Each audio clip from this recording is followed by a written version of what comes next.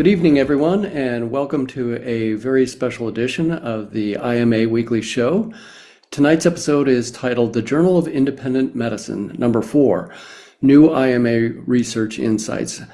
We're marking the release of this 4th edition of the latest journal, showcasing new findings and critical work from independent researchers around the world. Our lineup tonight includes IMA Co-Founders Dr. Joseph Varon and Dr. Paul Marik, and we will have an interesting discussion and some invites ahead for those of you in the research field and those of you who are interested in independent medicine. Before we bring on the panelists tonight, we wanted to start with a preview of one of the papers that was submitted and accepted in the latest journal by Matthew Cormier, founder of Health Uncensored, a platform dedicated to in-depth investigations on controversial topics in health and medicine. His new paper is titled Vaccine-Induced Viral Reactivation and Autism Spectrum Disorder, a Review, Hypothesis, and Implications. Let's take a look.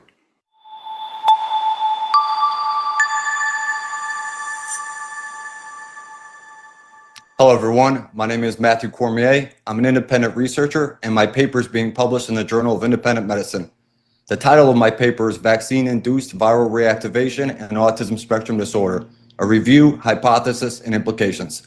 The focus of my paper is a review of existing research on the role common viral infections have in the development of autism spectrum disorder, as well as a review of existing research on vaccines acting as a catalyst for viral reactivation. My research presents a novel hypothesis that vaccines may trigger autism by reactivating latent viral infections children are already carrying. This potential link hasn't been addressed or covered by any of the other experts in the field. I believe my research is groundbreaking. I'm really grateful to the Independent Medical Alliance and the Journal of Independent Medicine for publishing my research, especially given its controversial nature. There's a significant body of research implicating common viral infections in the development of autism, dating back to the 1970s with research conducted on the rubella virus during pregnancy and increased risk of giving birth to an autistic child. Similar studies have shown an increased risk during pregnancy with viruses like CMV and herpes simplex type 2. It's been suggested that these viral infections during pregnancy can cross the placenta and infect the fetus, triggering inflammatory pathology in the developing brain. This sets the stage for a later autism diagnosis. There are multiple case studies suggesting that viral encephalitis, predominantly herpes simplex encephalitis, plays a central role in the development of autism. Case studies have documented instances of individuals across various age groups, from children, teenagers, to middle-aged adults, experiencing the onset of autism after a bout with herpes simplex encephalitis. Viruses like herpes simplex can become chronic inside the central nervous system, producing low-grade inflammation. This leads into a discussion on something known as vaccine-induced viral reactivation, the phenomenon where a person receives a vaccine and it triggers the reactivation of dormant viral infections they're already carrying, like herpes simplex. This can produce many different inflammatory pathologies, but is of particular concern when it happens in the brain and central nervous system. This can trigger viral encephalitis. My research is the first to link this connection between viral infections and autism and vaccines acting as a catalyst for viral reactivation. I'm hoping my research will inspire further studies, and I'd like to see my hypothesis tested. Thank you for watching. Please review my research and give it a share.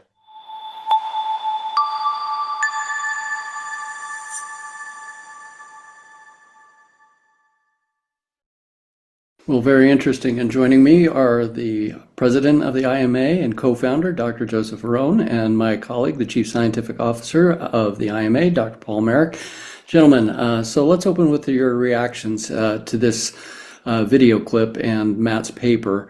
What stood out to you about what we just saw? You know, what kind of research shift should we see and be thinking about in vaccine-induced immune effects in general?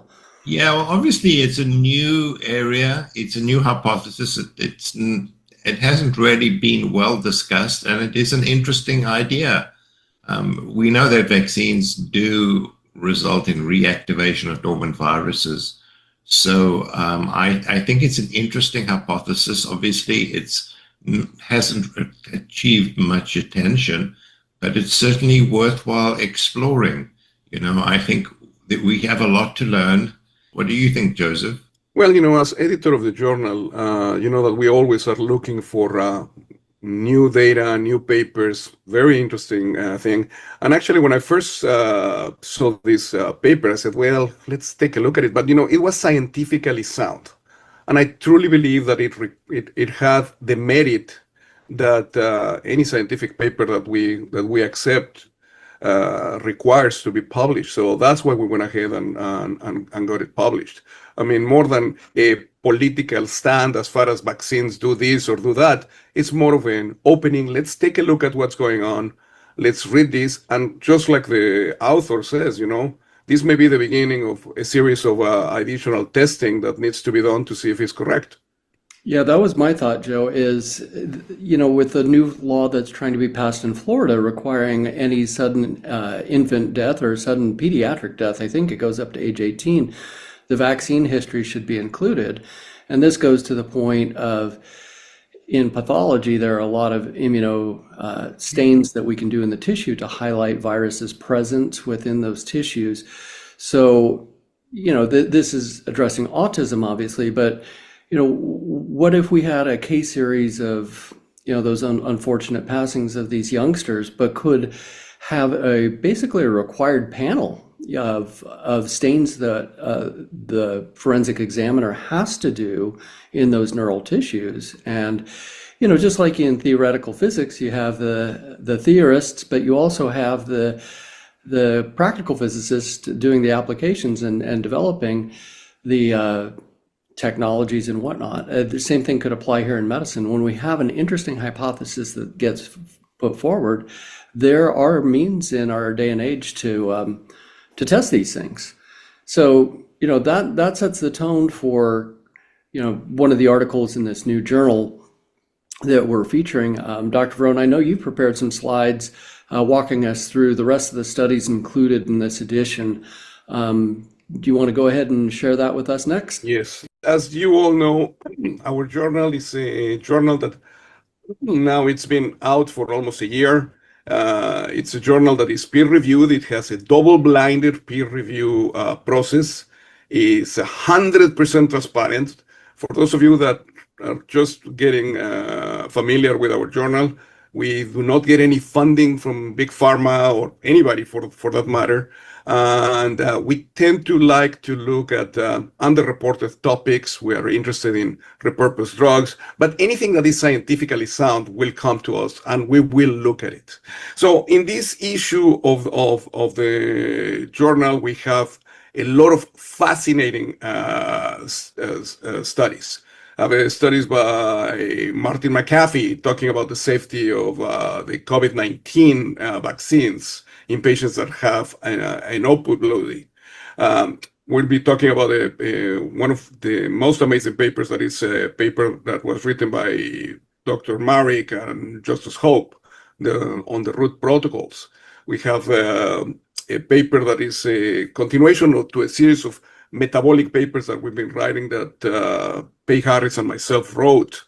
If you remember, a few weeks ago, we had a discussion of what's going on with transplants and donors. So I co-authored a paper with Matt Halma on the death donor rule and, medicine ethics and the future of organ procurement. We just spoke about the vaccine-induced viral reactivation paper by Matthew, which is a really good paper. But we have a couple of others. I mean, a paper that we decided to write was also a paper that was written primarily by Matthew Halma. Is the history of the anti-vaccination movement. I mean, that's something that, a lot of people have thought that we are all anti-vaxxers. No, we are pro-science and we want to know how these develop. So this is an interesting study. Another study is a study that we got from Iraq, from one of our members of our editorial board, Dr. Santiago Herrero, who was telling us how do they do palliative care, an important topic in Iraq. So it's very interesting. For those of you that have been following the Metacritic of the studies purporting the success of COVID vaccines, We have now part 3. This has been a very extensive review, who is very good. We have a good, really cool case report by Dean Patterson and his co-workers.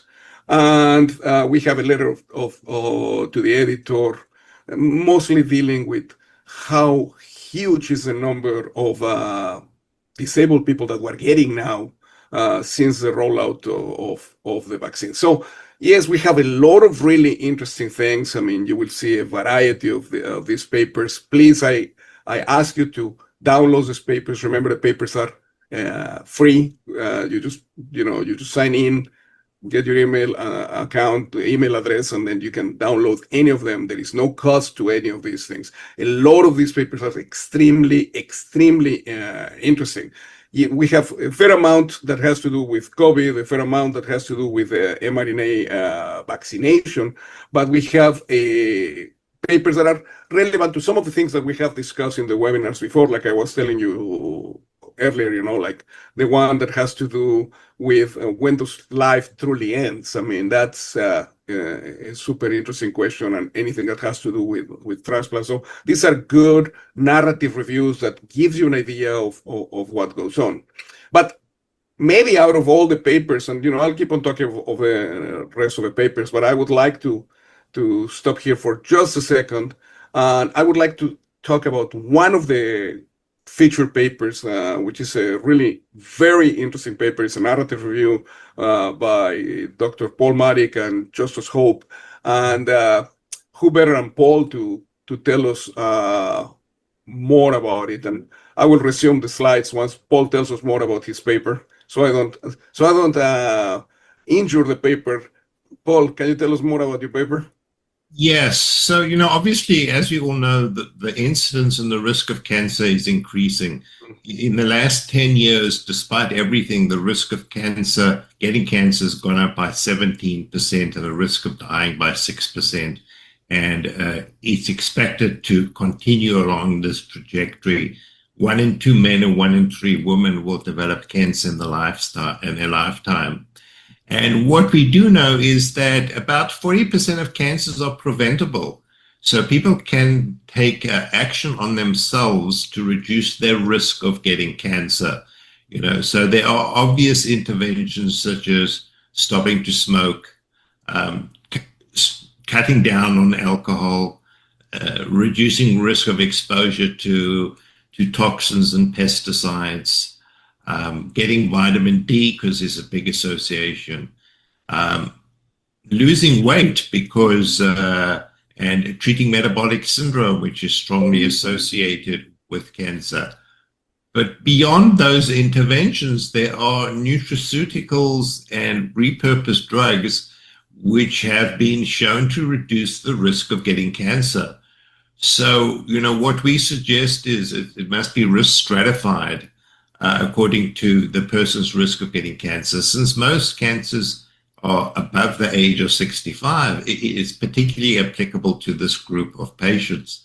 However, there are patients who have family history or previous cancer or genetic abnormalities that may be at increased risk.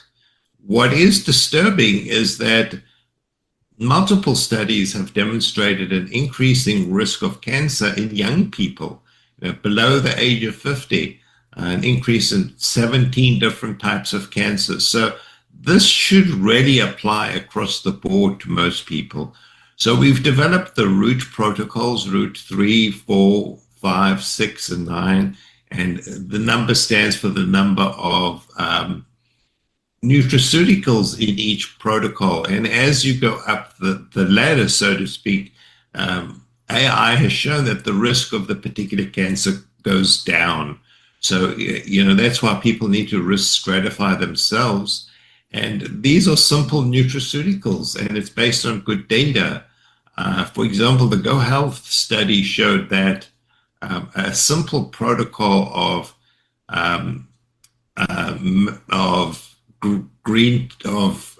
omega-3 fatty acids, vitamin D, and exercise reduced the risk of cancer by 60%. So there is good scientific data on which this is based. And so the foundation of the protocol is green tea, curcumin, and omega-3s. And then to that, we add berberine, sulforaphane, and then as we go further down, we add ivermectin, mebendazole, and Celebrex. So it's kind of risk stratified according to the patient's risk. It's based on really good data. And so I would suggest, people think about this, because the risk of cancer is increasing, and there are things people can do to reduce their risk. Now, obviously, it would be absurd to continue to take, these medications while people smoke and do other unhealthy things. So it's a whole lifestyle readjustment together with taking these simple nutraceuticals. That's great, Paul. But again, I mean, one of the reasons why we chose to put this paper in is even the peer reviewers that reviewed your paper, Paul, they both were impressed. I mean, they said, wow, not only you are telling people the science, but you're also telling them, how can you do something to prevent this? That was the whole point. It's not just, okay, well, in the Petri dish, this is what it shows, but you are actually giving a formal application, a formal way by which people can actually do something to prevent this devastating illness, which is malignancy. Yeah, that's the whole point, that people can actually be empowered and can actually do things to reduce their risk of getting cancer, which is really important. Well, and I like that too, Paul. I mean, the preventative aspect. And I also like that you brought up sulforaphane, which is derived from broccoli. So if you can't eat broccoli because you don't like it or didn't like it as a kid, it is available as a supplement. But taking a preventative approach to life is something I think all three of us value, and many of our listeners. So I think this is such a critical paper in the sense that, yes, prevention is the key. And then, unfortunately, when people do have cancer, the big system gives them certain things, but at the same time, there are other approaches to take. So you cover the gamut in this, and I think that is well done. Any other papers stand out to you, Joe, in this? Yeah, well, let me just keep on going with my. I knew you were excited about it, and I know you have some more with my share part. Congrats! Things. Yeah, no, I mean it's just it is just fascinating the papers that we've had. So I mean that one of Paul is probably definitely pretty good, but we have a series of other ones that I mean you guys really shouldn't miss. Some of these papers are extremely important, as I was mentioning earlier.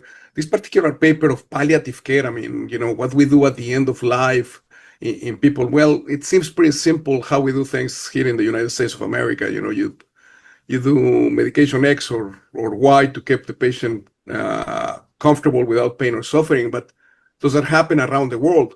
One of the things about the journal is that the journal has an international reach, and that's one of the reasons why we got this paper in. It's a fascinating concept that is completely different of what's done in other places. So I strongly encourage you to read that.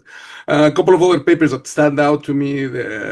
One basically has to deal with a different chromosome count mean a different vaccine risk, and this is something that has been looked upon. All of us have always wondered why this person got vaccine injury and why this one didn't. So these are just some really interesting theoretical ideas, which I truly believe they needed to be put out there, and people need to understand.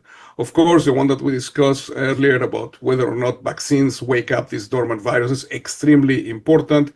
We already have that, and even the simple letter to the editor that I mentioned earlier, when data shifts this sharply, I mean, what the hell is going on with American health? That's the reason why we decided to publish this letter. That it's scary, the number of people that are becoming disabled. When you talk about, 8% of people that are vaccine injured that are literally bedbound. I mean, that is scary. That is extremely, extremely scary. Well, and that's nice to see in this journal too, Joe, because Ed Dowd early was coming out with some of the U.S. data in disability. Now to see it in a journal is great. So I'm excited to read that one. No, I mean this one, I think that this issue of the journal is really, really interesting, which brings me down to the next issues. So we're still calling for papers. I mean, you know that we have more than 12,000 healthcare providers that follow us at the Independent Medical Alliance, and close to 1 million followers. But please, we are still quote unquote open for business. The journal, who was published 4 times a year during the year of 2025, now we're moving to 6 times a year in 2026. We're going to be doing January, March, and so on. So, and out of that, we are going to have 2 special editions. I'll talk about this later on tonight, but again, we have 2 special editions. The first one is going to have to do with treating post-vaccines complications, and we are looking for everything from mechanism of action, from epidemiology, therapeutic mechanisms and interventions, any clinical trials, case reports, biomarkers, and things like that. And the second one of the special editions, it has to do with one of the things that is kind of like the heart of the Independent Medical Alliance: repurposed drugs. Repurposed drugs and nutraceuticals, both in this chronic disease epidemic, as well as in prevention. So any papers, whether it's a narrative review, a clinical trial, case series, we'll be more than happy to look into them. If you guys remember, even a few issues ago, we had a case that we got published of a person that had multiple sclerosis that receiving high doses of vitamin D had a resolution of her multiple sclerosis. I mean, things like that, things that call your attention, as long as they are scientifically sound, and if they pass our very strict peer review, we'll be happy to have them. But with that in mind, I think that those are the issues that I wanted to discuss, Ryan, regarding the upcoming issues. Please submit your papers. There are so many things individuals can do for their health, and that's what I like in the special editions as well. We're not just problem-based, we're solution-based, and I like that you have the list of types of papers. So if researchers, physicians are interested in submitting, go to IMA Health, visit imahealth.org, and click on journal submissions for these guidelines that Dr. Varon just put on the screen, because there are so many of you out there that, we know the process with some of the quote legacy journals that shot themselves in the foot during the last couple of years. And I think this is a great opportunity to get your research submitted, and we have a great review board, a great double-blinded peer reviewers. So it's a great opportunity to get new thought out into the medical field and get it out to the world. So I like that we're doing these special editions next year, and ambitiously doing 6 instead of 4. So congratulations on that as well, Dr. Varon. So in terms of the new journal coming out, obviously gives everybody some reading to do, and hopefully it prompts some new insights for people. How much credibility does a new journal really have? Okay, we've been out for a year. We obviously have a reasonable reach that continues to expand. What impact do you think we can have on the medical world with more insightful thinking like this? Well, I mean, there is no question that we will have an impact. And it's interesting because, this weekend I was talking to some of the other freedom fighters and some of their journals. And one of the things that this journal has done is every journal, the moment it gets published, it has something that's called date of insertion, the DOI. And that allows you to search it. So compared to some of the other journals that don't even have this, we are going to have a much easier access. So if somebody, for example, looks root protocol, they'll be able to get to Paul's paper.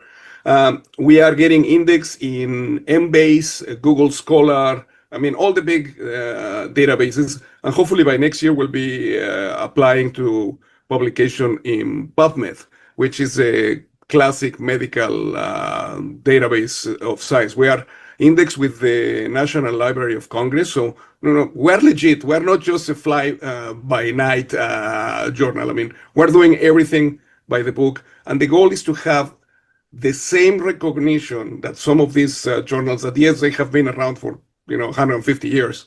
But our goal is to provide an avenue for those of you who have been censored with good data. I'm not telling you the bad data, but if you have good data, send it to us. Well, and you and I were recently at another conference together, Joe, and Jay Bhattacharya happened to be the speaker, the keynote speaker. And I like that he brought up that the gold standard in medicine isn't, oh, we got our name in this big journal. The gold standard is going to be repeatability of a study. And that will give researchers the credit that is due. And I like that he's shifting the mindset in medicine of hey, the gold standard for scientific research is, can it be repeated? And that I think will help promote good science and bring the truth forward. And so I like that he focused on that. Any other thoughts, Paul, on the new journal and coming out with this newest edition, but also the new ones coming forward? Yeah, I think, obviously we know that the mainstream medical journals are censored and that they publish what the narrative is and what Big Pharma wants and the pharma industry wants. So I think the journal provides an avenue for people to publish things which may not be popular, but are scientifically accurate. And so, I think Joseph has focused on the science. It must be scientifically strong. And, if it doesn't follow mainstream, well, that's fine. The truth is the truth.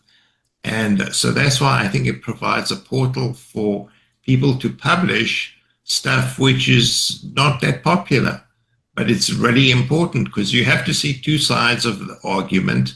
That's what science is based on. There's no absolute truth. And it's important that people be able to publish. Absolutely. Yeah. And if it's consensus, it isn't science. And if it's science, it isn't consensus. Science is always asking the question. So I like that, just being able to publish new observations and being able to bring new ideas forward. I want to shift gears real quick. In the news this week is a debate about melatonin. And, it's a supplement many people use for sleep, but researchers are finding that it can reveal some clues about cardiovascular health as well. So you can see on screen here, heart health and melatonin. Now, Dr. Marik, I know this is an area that you've looked into the last couple of years, and I'm wondering what your thoughts are on melatonin. People who are using it for a higher risk for heart failure. What do you make of this? Not just the supplement itself, but findings like this coming forward in the news and in medicine, and what does it tell us about heart health, oxidative stress? What are your thoughts on melatonin beyond just sleep? So thank you, Ryan. I've actually researched this topic more recently, the last few days. So what is truly astonishing, and let me say it's astonishing, is that paper was published as an abstract, a non-reviewed publication as a simple abstract at the American Heart Association meeting. And it's astonishing that a single abstract should get so much attention. And so I think there's no doubt, question of doubt. So Big Pharma doesn't like melatonin because it's cheap and it's very effective. And so they have to demonize it. So how can they demonize it? They manufacture data showing it increases risk of death or increases risk of adverse events. So I'm absolutely certain that Big Pharma had their hands in writing or constructing or manipulating the data from this single abstract. It's a single abstract. And it's astonishing that a single abstract has achieved so much publicity out there. It's a single abstract which is not peer-reviewed. It's not published in a journal. So again, this is Big Pharma's hand at trying to demonize a drug which is really cheap and really effective. So what I did is I looked at randomized controlled trials. So this was an observational study. They did propensity matching and all kinds of shenanigans. But as the status quo will agree, the randomized controlled trial, for what it's worth, is considered the gold standard. And if you look at randomized controlled trials of melatonin, there's absolutely no signal of harm. It just doesn't exist. And so the data shows that it's either neutral or in certain subgroups of patients actually shows a benefit.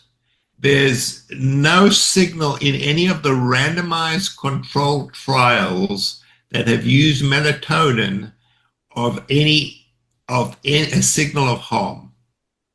So I think this is all fraudulent. I think this is an attempt to demonize melatonin. You know, we know that in patients with cancer, it's a very effective drug. We know melatonin is a really important hormone. What people may not know is people who do night work have low melatonin levels and are increased risk of cancer. And in fact, night work is classified as a carcinogen just because it increases the risk of cancer. And we know that people with cancer have low melatonin levels. So I think this is a completely bogus paper. I think pharma has their hand in it. It's what they do. It's what they do when they did this with ivermectin, hydroxychloroquine. You know, whenever a nutraceutical or a pharmaceutical product is cheap and effective, and it's a threat to them. So they will contrive and make up this nonsense data. Well, actually, let me tell you, Paul, I mean, you are perfectly on that, but I think that there were 4 fatal errors on this study. And Ryan, I hope you don't mind that I'm jumping in, but this is... I was going to ask you to. Go ahead. From a science standpoint, there are 4 errors. Number 1, what we call exposure misclassification. So these people defined melatonin users as those people who had melatonin documented in the electronic medical record. Well, as you know, in the US, melatonin is over the counter. So most people are in the non-user group. That contaminates the control group and completely invalidates the comparison. The second one is the confounding indication. People who get a prescription for melatonin are usually those that have severe treatment-resistant insomnia. Severe insomnia by itself is a risk factor for cardiovascular disease. It's not the melatonin, it's the reason why you have that. So melatonin is just a marker of disease severity, not a causal exposure. The third one was that they did not adjust for psychiatric burden. The study didn't control for depression, anxiety, trauma, alcohol use, or sedatives, all of which are common in chronic insomnia and increase the cardiovascular risk. If you don't control for these things, then the study is completely meaningless. But probably the one that I like the most is that they did everything based on billing codes. And so, you know, we do a lot of studies looking at the National Inpatient Database and stuff like that, and we look at billing codes. But their billing codes were heart failure and heart failure hospitalization. It was not a specific heart failure diagnosis. That's, in science, you call that noise. This is massive noise.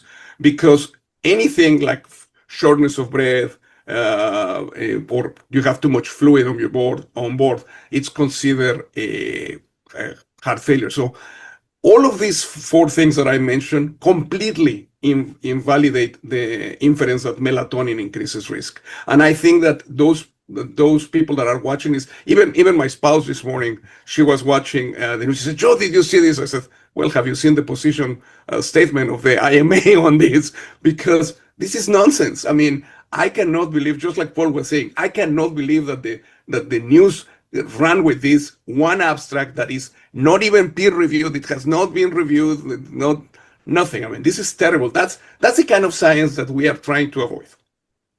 Yeah, and it's interesting because, and I'll bring this up in my review article on photobiomodulation, 95% of the melatonin in your body never leaves your cells. So we have circulating melatonin that can affect metabolic pathways, but within the cell, melatonin is one of the most critical antioxidants in the body. And one of the best ways to stimulate that is through regular light cycles and lower blue light exposure and getting regular sunshine.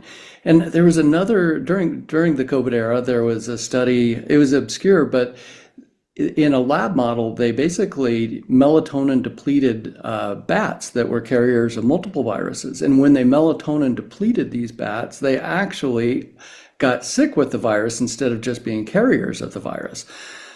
Which indicates, as a hormone, how critically important the melatonin cycles are in the body for health and wellness and preventing infection. And I know you had it in many of your protocols as well, Paul.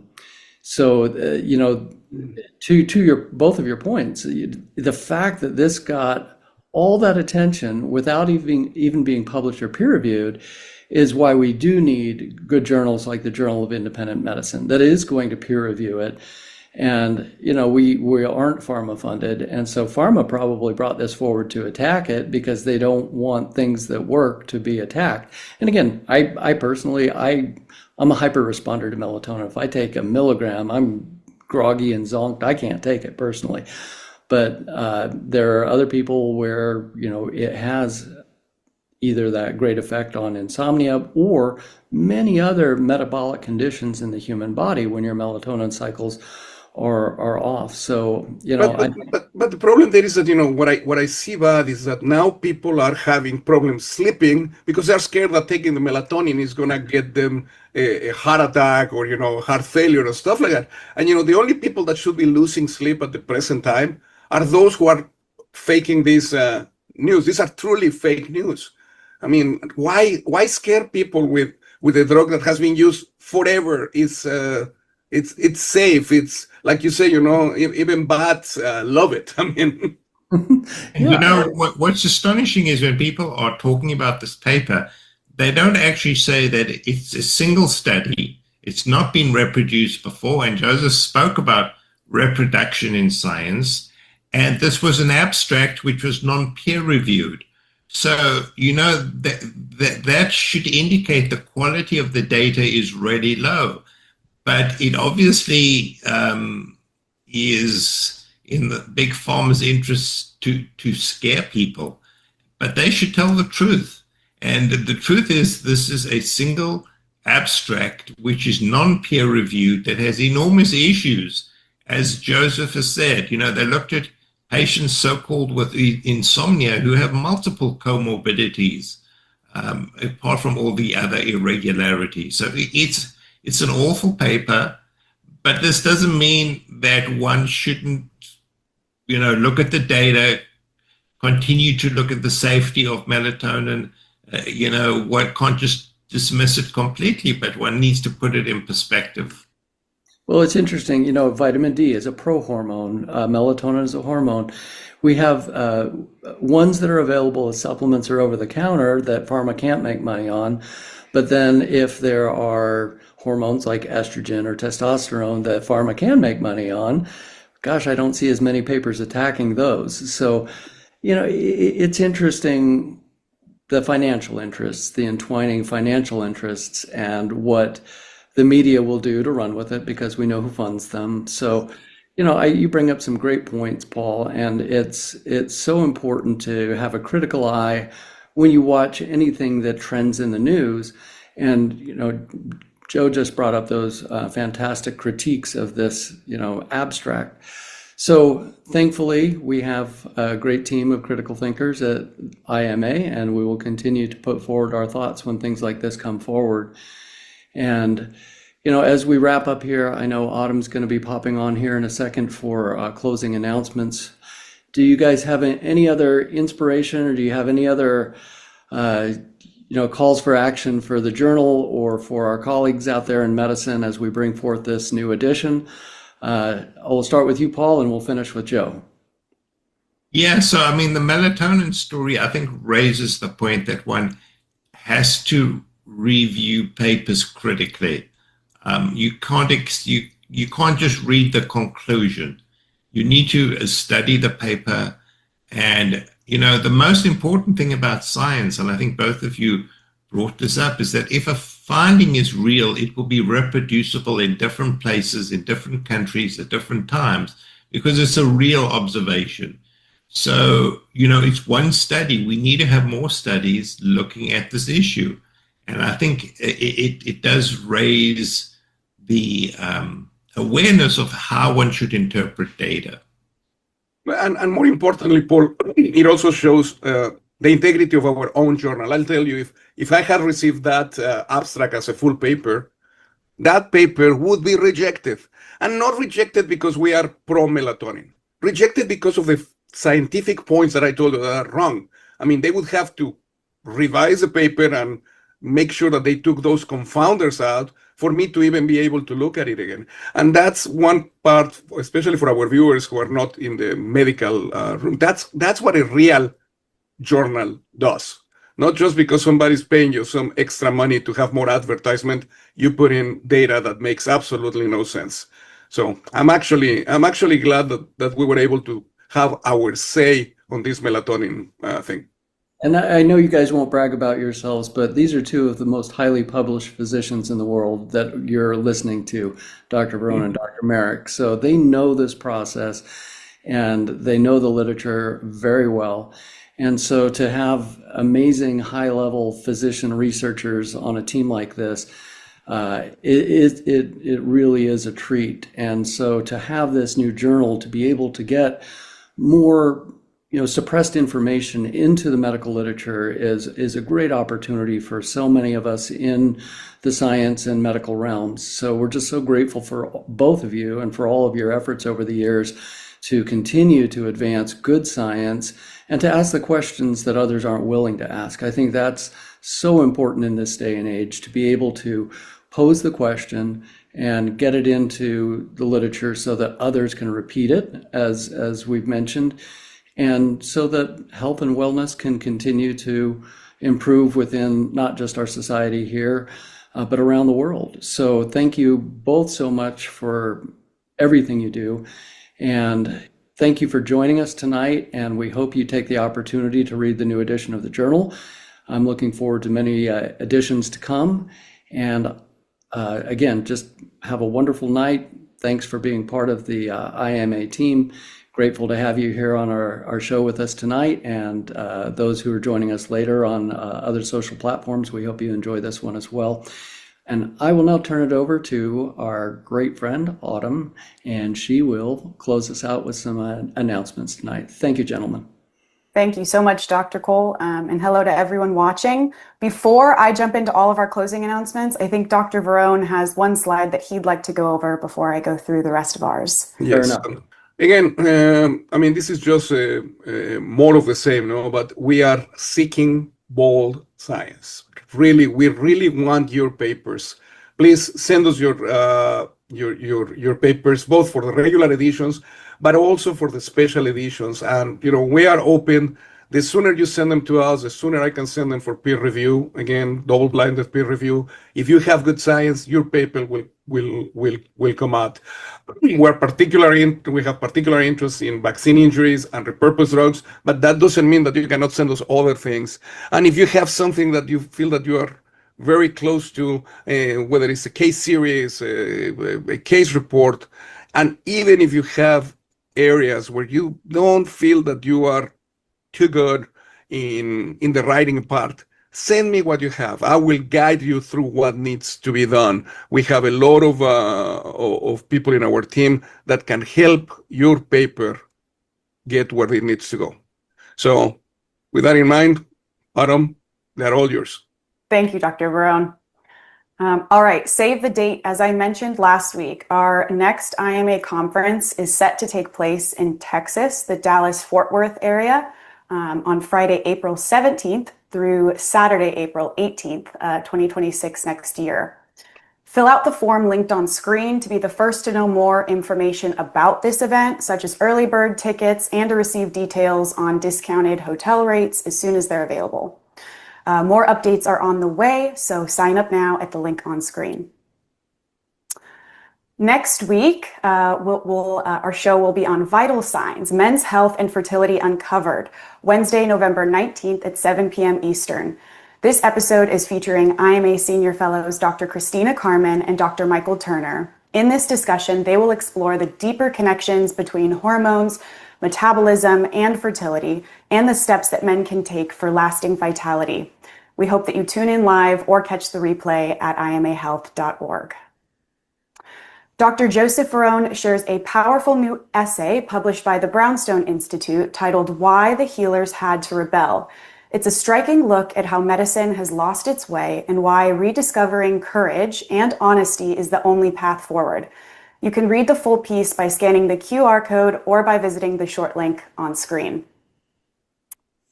We have a powerful new set of resources from IMA Senior Fellow Dr. Christina Carmen. She's put together 3 free men's health guides that take a smarter, evidence-based look at issues that so many men face, from heart health to hormone balance to prostate care and more. Each guide is practical, easy to follow, and focused on helping men understand their labs, avoid common pitfalls, and to build just lasting vitality through nutrition, lifestyle, and functional testing. You can download these free guides by visiting imahealth.org, clicking the resource tab, and then hitting tools and guides. All right, well, thank you all so much for joining us this evening. Before we close, we'd like to share a short clip from Reunify's recent Reclaiming Conference in Calgary, featuring pediatrician and IMA Senior Fellow, Dr. Renata Moon. Here, Dr. Moon speaks about the importance of medical freedom, informed consent, patient empowerment, and the vital role parents play by asking questions and staying actively engaged in their family's health. Until next time, let's take a look and good night.